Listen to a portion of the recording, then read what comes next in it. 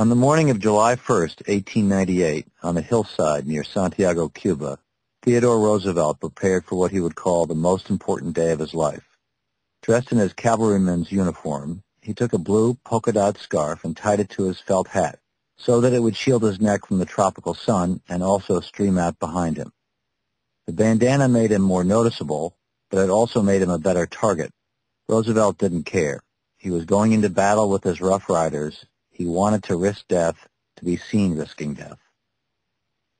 A few miles away from Roosevelt, William Randolph Hearst also dressed for war. He put on a scarlet tie to match the scarlet headband on his hat and stuck a pistol in his belt.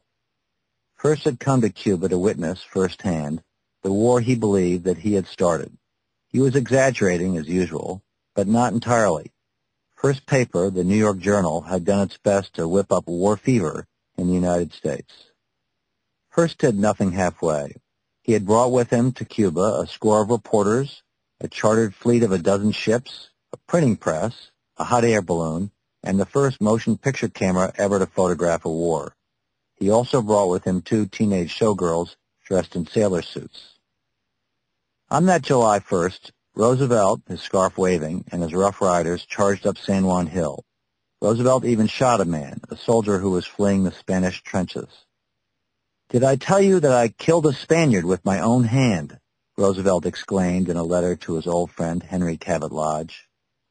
Roosevelt and Lodge, a senator from Massachusetts, were determined to get the United States into war in 1898. For Roosevelt, almost any war would do. To Lodge, he wrote suggesting a war with Germany or Britain, perhaps the conquest of Canada. In The War Lovers, I show how Roosevelt, Hearst, and Lodge led the nation into war against Spain in 1898.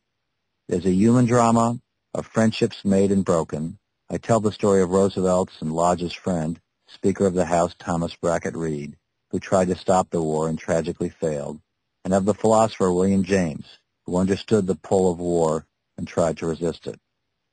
War is an eternal temptation for nations and peoples, sometimes a just and necessary cause, sometimes an utter waste.